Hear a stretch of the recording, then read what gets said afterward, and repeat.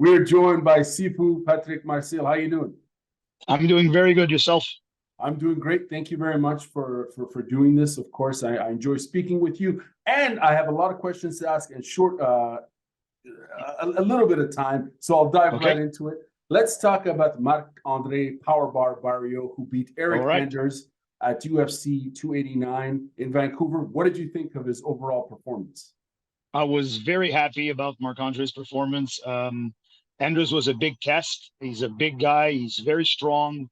A lot of finishes. Very hard to finish as well. He hasn't been busted up in the UFC at any point. Kind of guy who, if you look at his record, had a split decision against Machida in Brazil, split decision against Thiago Santos. All those guys, those were very close fights, and those are high caliber guys. Marc-André had called him out for a long time, so I want to make sure he didn't call him out for nothing.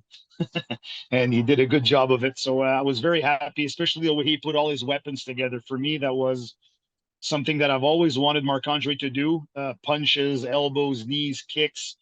And he did that in this fight. And I think he surprised Enders, where I believe Enders thought Marc-André and him were just going to crash into each other, which is we expected that happened, and it did happen. But on top of that, Marc-André was very accurate, landed some big kicks, very good takedown defense. So I was very happy, and I'm happy for him as well to get the fight of the night bonus and all that stuff. So that's always great for your fighter to win, to put all that work in and to get some extra money. It's always awesome.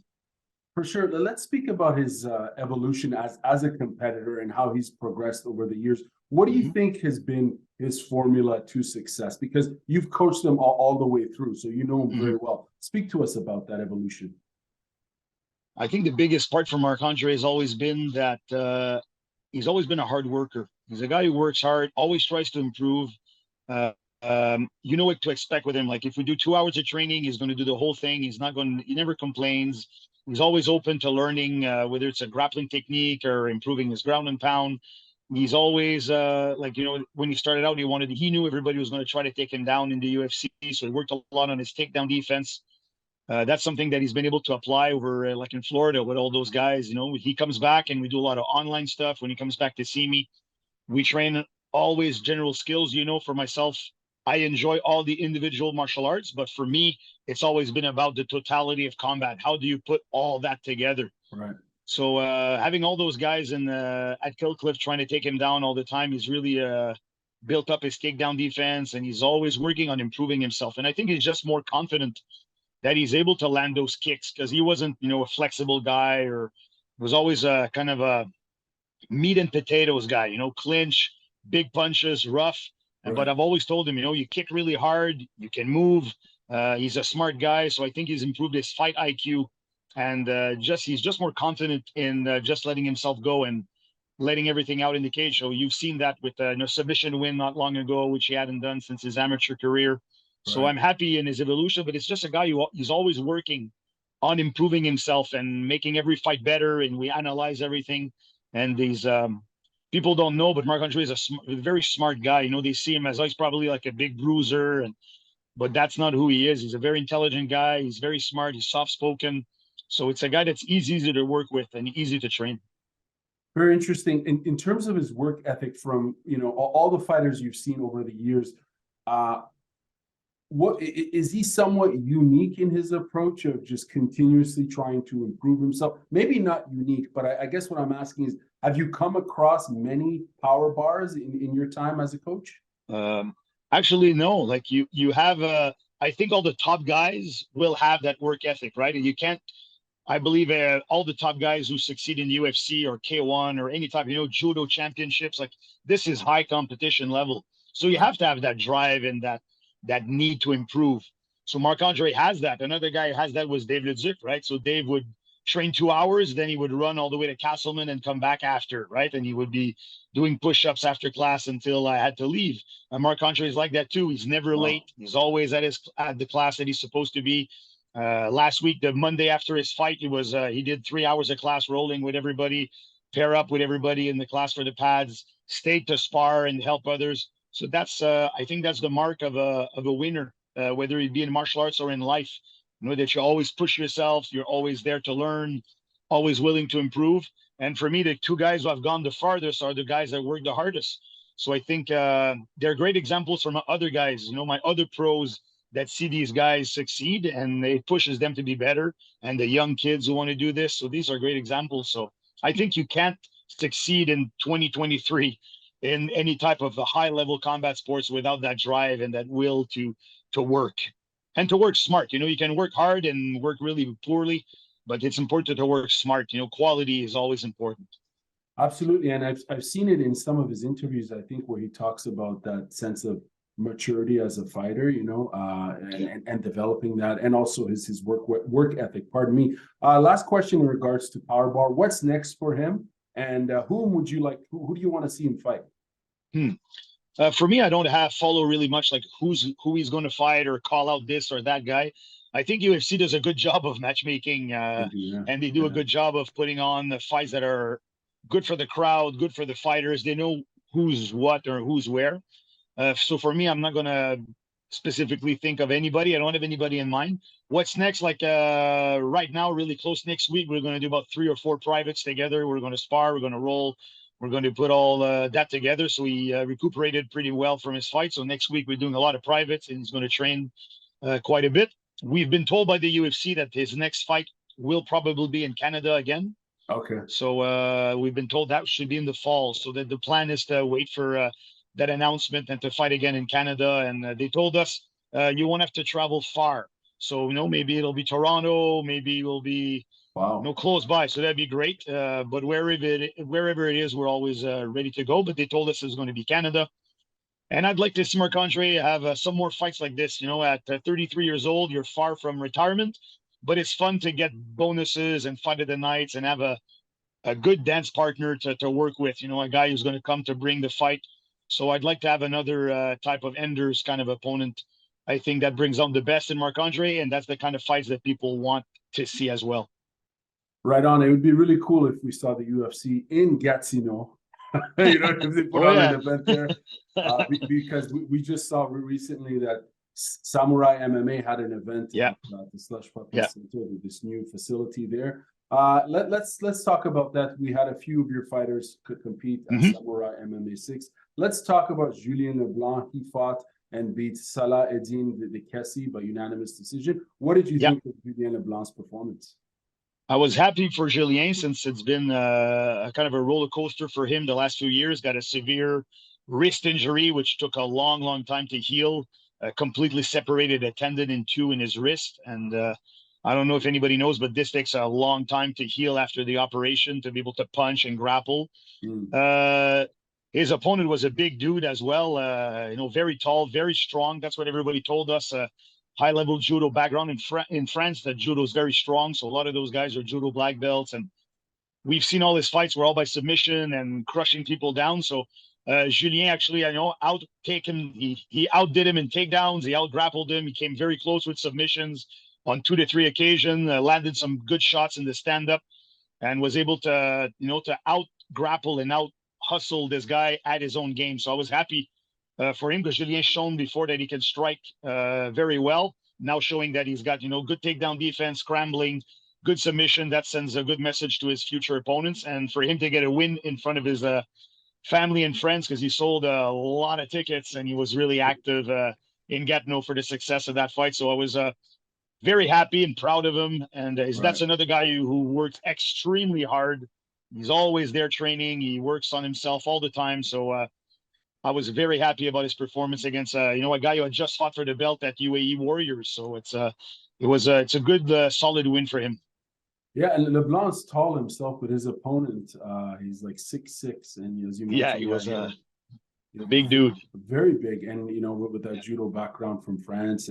But yeah, you're right. I was really impressed by his entire fight, of course, but his grappling was incredible, because that guy, had you not known his opponent had that sort of pedigree or background or whatever, you'd think, he'd be like, what? Really? He really showed a lot of grappling and a lot of maturity and a lot of control, and a very sort of a tactical overall win, very patient, very strategic throughout the fight. I enjoyed watching him fight.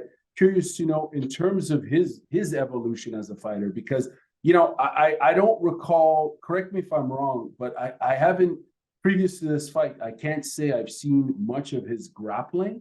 You know what I'm saying? And but this time, or all aspects of his grappling, from down from the control for the submission attempts and the transitions and stuff or whatever.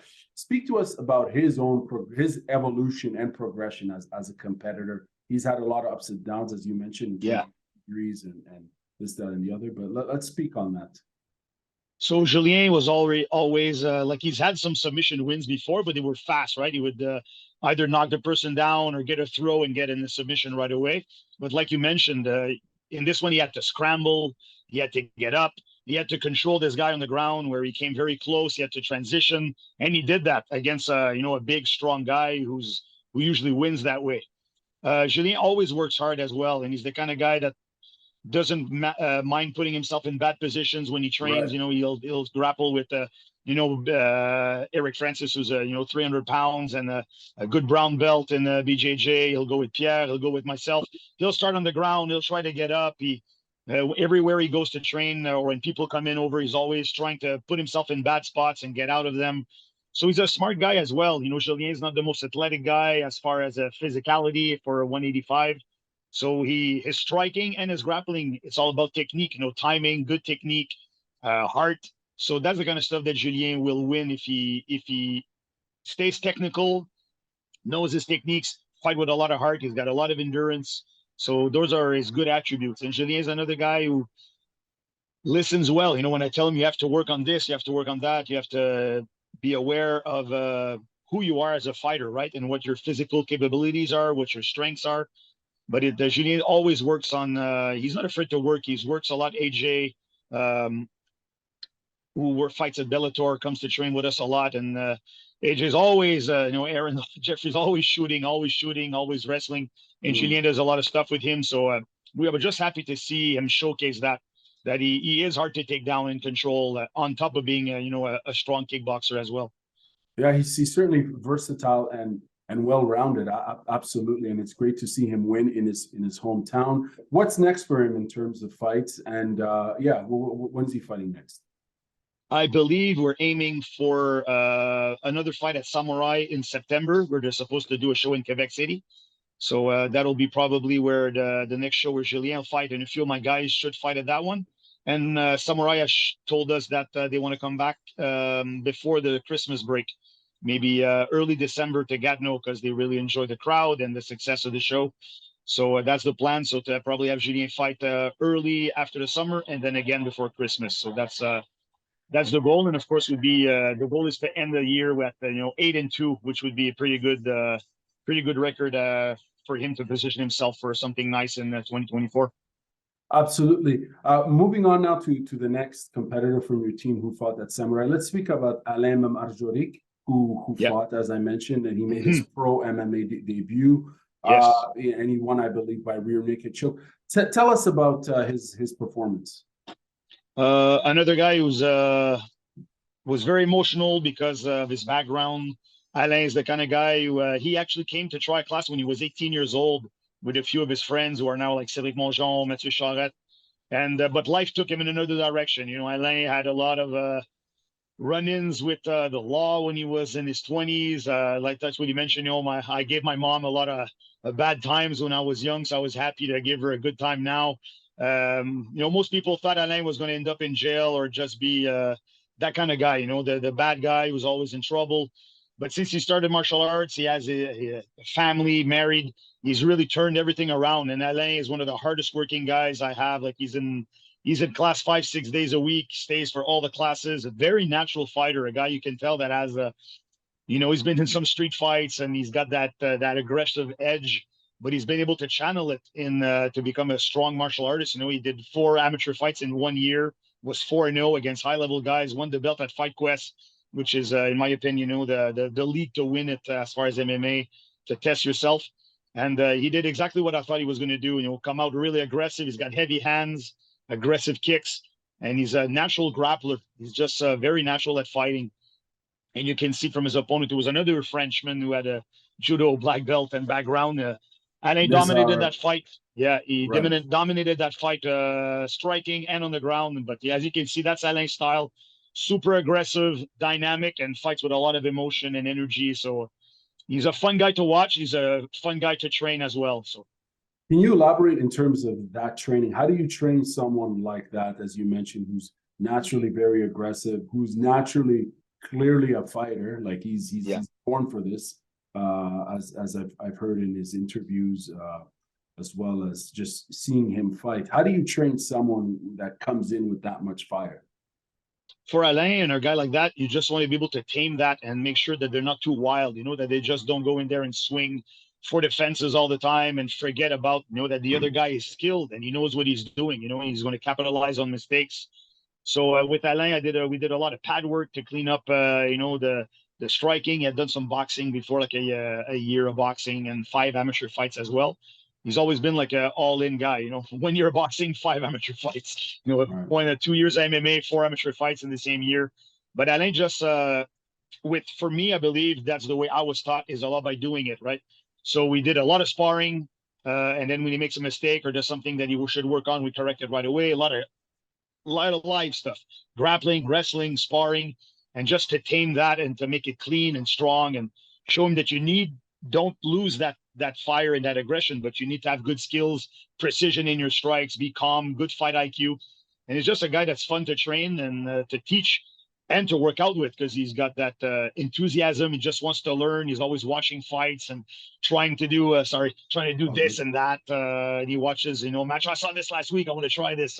I didn't like what I did last week in sparring. I want to get better. So he's got that enthusiasm to learn. So it's actually, I'd take like 50 guys like that if I could, that kind of enthusiasm and natural.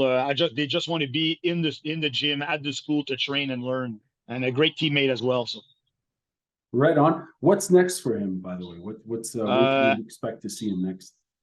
Alain signed for a 3-fight deal with Samourai, so he's got 2 more fights on that with that organization. So again, he should probably fight either at the Sherbrooke one they're doing in August or September in Quebec City. And of course, if they come back to Gatineau, the crowd was behind Alain a lot. He's got some rowdy friends, so he's going to come back to Gatineau for sure. I was watching it online and I could hear that crowd. It was a very hyped crowd. I think that facility is Slush Puppy Center in Gatineau is becoming, I think, is going to become a huge hub for a lot of events, not just MMA, but all sorts of events. It seems they're drawing a lot there. They did a great job with the promotion. They did a good job with the setup. It felt like a very professional, nice event. So I think that's important for coaches and fans and the fighters, to be treated as professionals as well. So my hats off to them, and the team at Samourai. They did a very nice job. Absolutely. Now let's speak about Issac Blais, who beat Mauricio Cruz via arm triangle in the 3rd round of the same event, of course. He utilized the same submission victory, that's the arm triangle, when he made his pro debut back in 2018. He's 3-0. All 3 wins are via submission, 2 arm triangles, and one rear naked choke. Speak to us about his fight here. This was for me as his Sifu, as his coach, was an excellent fight. Hadn't fought in 4 years because of COVID, canceled fights, some injuries. So he's still a young guy, but 4 years is a long time away from the cage. So for me, I wanted to make sure that, learn about adrenaline dump, the crowd, getting back into the cage. So it was a big, I had a lot of questions going in that fight. Never the question about Isaac's skills, because I think he's extremely skilled as far as speed, timing. Right. He's got all his wins by submissions, but if you see him striking, he's very hard to hit. He hits with some strong strikes, kicks, punches. The first round, he almost didn't get touched. He tagged Mauricio quite a bit. And Mauricio, even though he has 0-4, he's fought extremely high level of competitors in MMA. And he's got a lot of boxing experience in Mexico. So he's a guy who's got like over 20 or 30 fights as far as boxing goes. Wow. Okay. So this was a good test for him, and he was doing really well in the grappling. After the first round, he was so tired, Garmami. He said, Sifu, I can't feel my legs. Wow. After he had him, he dominated the first round. He took him down, good ground and pound, like dominated the first round easily. And I told him in the corner, that's when we're going to find out what you're made of now. All his amateur fights, he's 9-1, never really been in trouble. His first 2 pro fights, never been hit, struck. And in that second round, he was really tired, and Mauricio poured it on. He had him on the ground, lots of hits, got cut. But Isaac always tried to, got mission control, up kicks. Every time the ref wanted him to move, he moved, but he was getting busted up in that second round. So to me, when he came back in the third round, and I said, all right, now it's payback time. Let's see what you got. And he came back in the third round very strong, stunned Mauricio, big kicks, big punches, took him down, tapped him. To me as a coach, fans might say, oh, the first round, third round, it was good. Second round, that was hard. For me as a coach, I want my fighters to have that. I want to see what they're made of. This is fighting. So you're going to get punched. You're going to get hit. You're going to get thrown. You're going to get slammed. And I don't want to wait till we get to a big league before that happens to see if you really want to fight, or if you want to fight only when things go well and when everything is smooth. So I had talked to Isaac about this quite often, and I got my answer. He got right back up, got in there, and did an awesome round. So as a coach, this is a big learning step for him. It'll make him a stronger fighter, better fighter. I already see it in class, and a more focused guy. And he proved to himself that, I can get in trouble and get smashed and make it ugly and win again. So this is something that he had never experienced in the amateur or pros. So for me, as a coach, very good fight as a progression and learning tool. Right. And I mean, you see that in the fight, his level of discipline, or I should say maturity and focus, especially in round number 2, when he's in a lot of trouble, yet he manages, to position himself and protect himself. And we see that high level, fight IQ and knowledge. But the fact that he remained calm during that storm, to me, was like, wow, for someone as creative as a fighter and skilled as a fighter, right? Like he's equally, I think, potentially as mature as well for such a young competitor. Yeah. Let's go back a little bit, if you don't mind. How do you coach someone like that comes with so much creative? I say creativity, but you know what I'm saying, like his kicks and all that. He seems very inventive and creative as a fighter. How do you deal and coach with someone like that? I believe you've been coaching him since he was a kid. Yeah. Isaac came in when he was already 14 years old, and he had done gymnastics. So he's very flexible, very athletic, but very introverted. Isaac was very, I don't think he talked to me for a year when I was coaching him. He would just, So his first amateur fight, my wife was in the car with me, says, is he going to be okay? Like, he doesn't talk. And I was like, I think so. And then at the weigh-in, I just saw him smile and close his fist, and I was like, he's going to be fine. It's the monster's inside him. It doesn't come out, but it's inside. So he's a performer. So for Isaac, when somebody's like that, I'm a bit like that myself, athletic and dynamic, and so I can relate to him a little bit. I have to let a guy like that express himself. You can't tell him, don't do this, don't do that. You got to let him punch. You got to let him kick. You got to let him be flashy, because that's how he's going to win. That's his style. But for me, with Isaac, is to make sure he's able to be dirty as well. As much as his footwork is good and he's hard to hit and he's clean with his striking. I've been working a lot on clinching, dirty boxing, which I love, as you can see from, guys like Marc-André and Dave, and knowing a little bit, having come to train with us. I like that stuff. So I want Isaac to be, stay slick and flashy and dynamic at long range.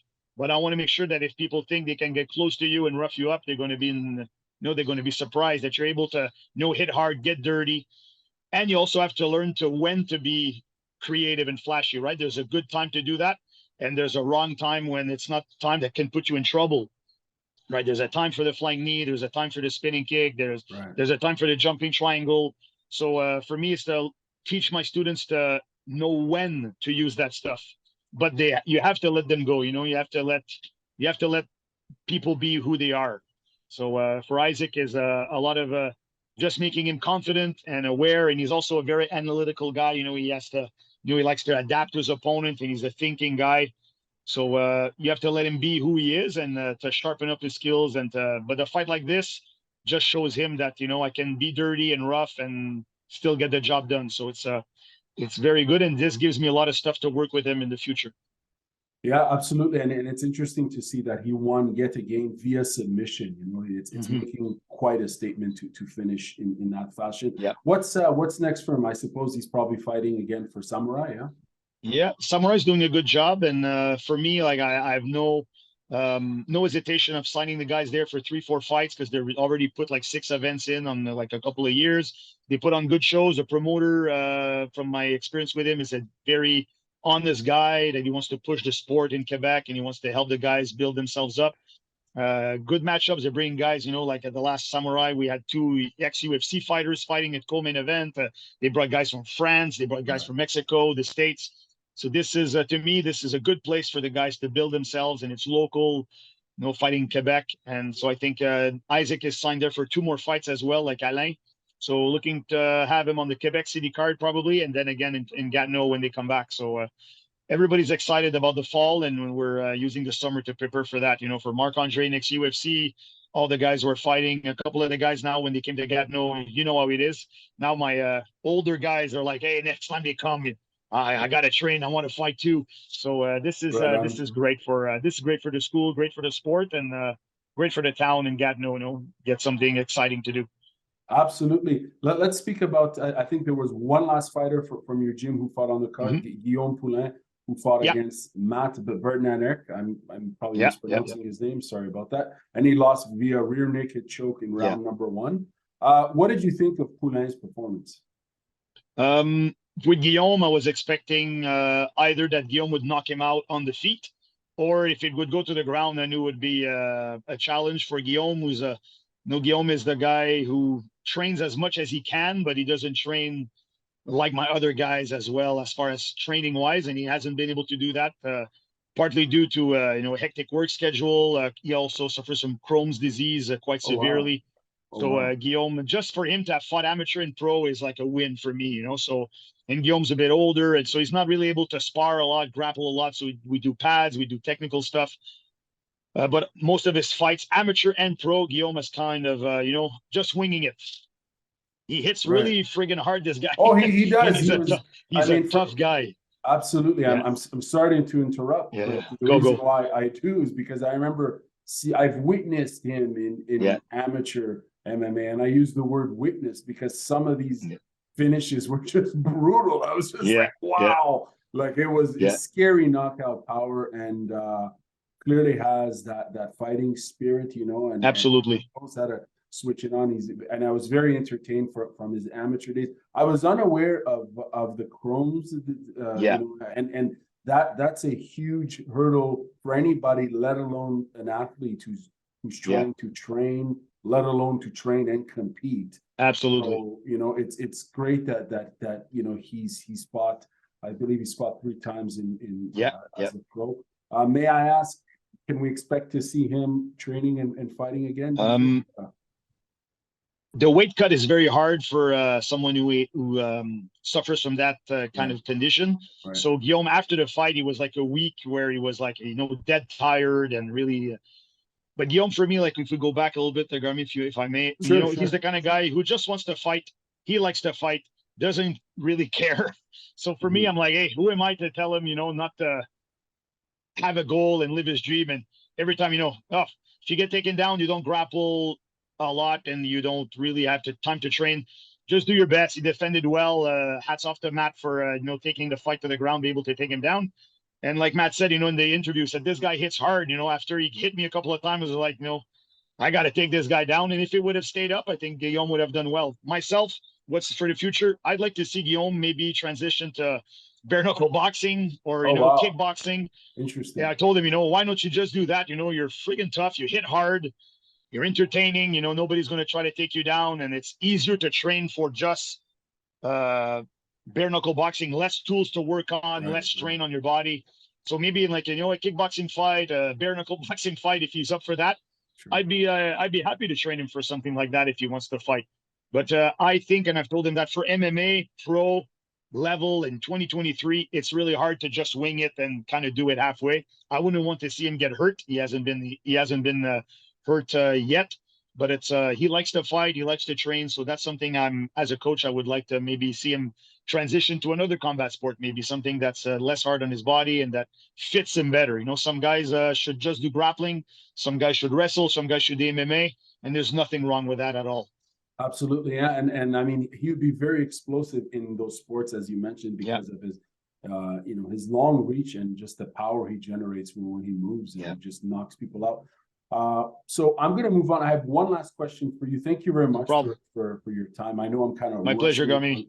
A little bit here, but as an MMA coach, you've seen plenty of fighters, right? And what are, I guess what I'm asking specifically here is, I drafted the question here. I'll read it for you. What are the key, and I might have asked you this before actually, but I want to ask again, because I find I learn a lot from hearing you talk about, when you're coaching athletes, because you have such a range of different characters and you know what I'm saying, like athletes. And I don't mean necessarily personality wise, but in terms of like skill sets and things they come with and things you improve and you know what I'm saying, like as a coach does, as an entraîneur. What are the key characteristics you look for in athletes? You've trained and invested and built many competitors, both in amateur and on the professional side, of course, but also on the recreational side. In your opinion, what are the key characteristics you look for in your competitors? Good question. I think the most important one is going to be, I'm looking for somebody who's willing to learn and somebody who has discipline. If you're willing to learn, well, I can teach you a lot of stuff. If you have discipline, you will be in class, you won't miss your training, you'll push yourself, and guaranteed that you'll improve as an individual no matter where you start at. Right? I've had quite a few, I don't want to say their names because I don't want to make them feel bad. Right. I've had a lot of students that were extremely talented, guys that would learn grappling really fast, they would punch hard, they would be super tough, but no discipline, no will to learn, no will to put in the work, the hours, the time, the sacrifices. So today, what do? Well, they're not fighting, they're not in the UFC, they're not lightweight world champions, they're not amateur champions, they're just, to me, like, a civilian or a regular guy with all that talent and all that physical ability.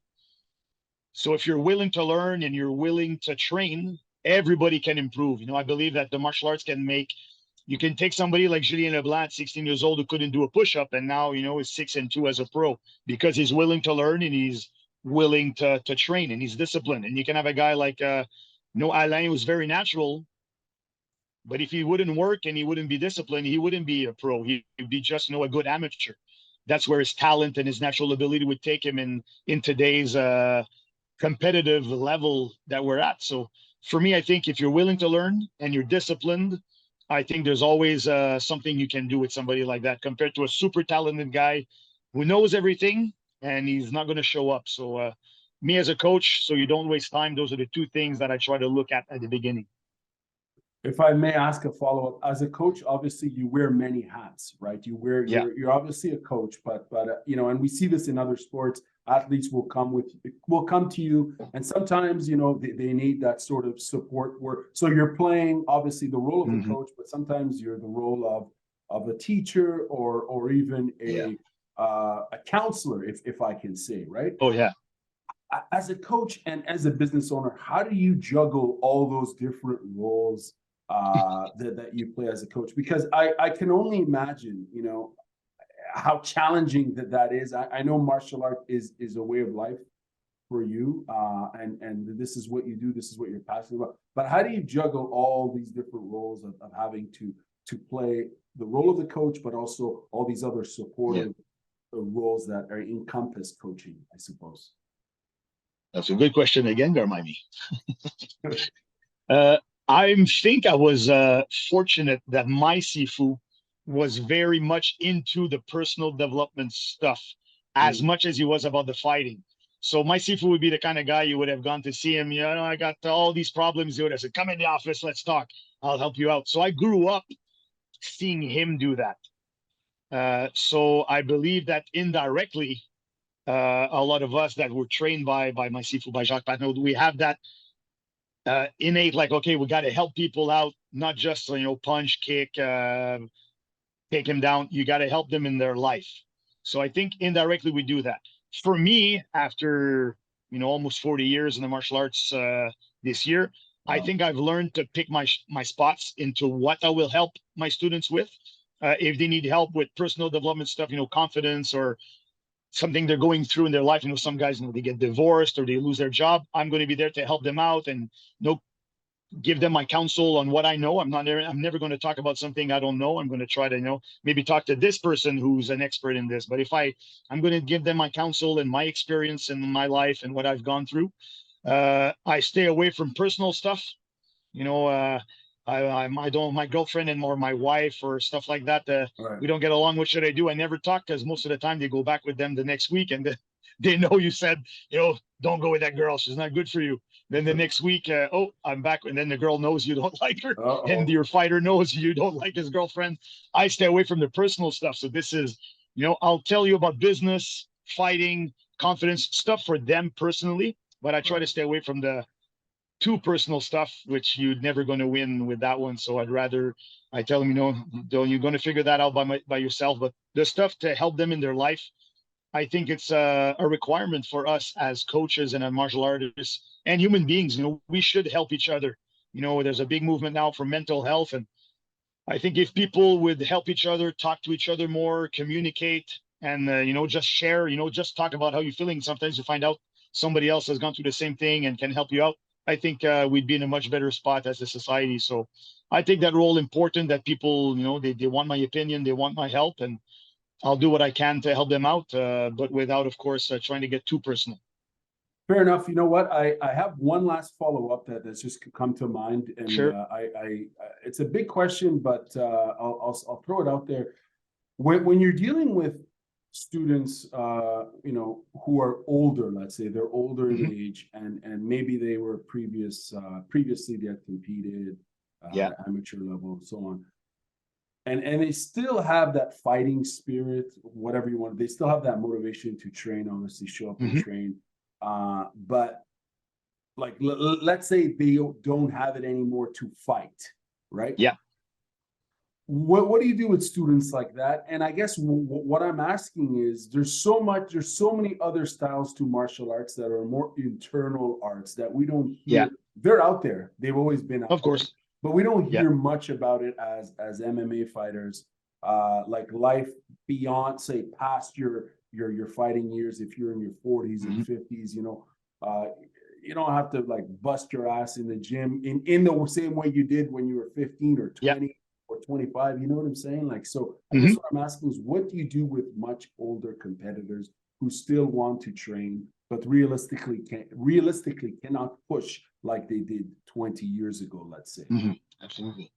Well, that's something for myself. I'm 48 years old and I still spar every week, 3-4 times a week, grapple, fight, because I kept myself in shape, right? And I'm going to do this until I feel that, I'm getting injured too often or I don't feel good. But still now today, like, I sparred like 4 times, I think, this week, and I feel awesome. I just love it. No, Marc-André next week, what we got planned? Well, sparring. I mean, I'm looking forward to it, and I love it. So but I have to be smart. If I have, you have to be careful not to get injured. For me, I think speed, power, if you keep yourself in shape, if you're an intense guy, like, always be intense. I think I'll be 80 and I'll still get pissed off if somebody wants to try me, that's how I am. That's how I am. But you have to be aware that injuries can really slow you down. So you have to train smart, recuperate. To come to your question, is the same thing. That's what I do for myself. A lot of the guys, I tell them, you can be extremely valuable teammates to the younger guys. You might not be able to do 10 rounds, but do 3 good rounds with them and show them how strong and experience and the fight IQ you have and your fight experience or your knowledge. And that'll help the young guy, and that you're going to be a part of his development and a part of his success. So you're still fighting, you're still pulling on the gloves, you're still grappling, you're still wrestling, but you don't have to do it at a level where, okay, you have to do the 2 hours. You can do a couple of rounds, and then the young guys are like, man, you're very strong, you're doing great. That makes you feel good. If you're 55 years old and you just grappled a guy for 5 minutes and you gave him a hard time and you showed him a couple of stuff, he's going to respect you. You're part of something. It gives you value.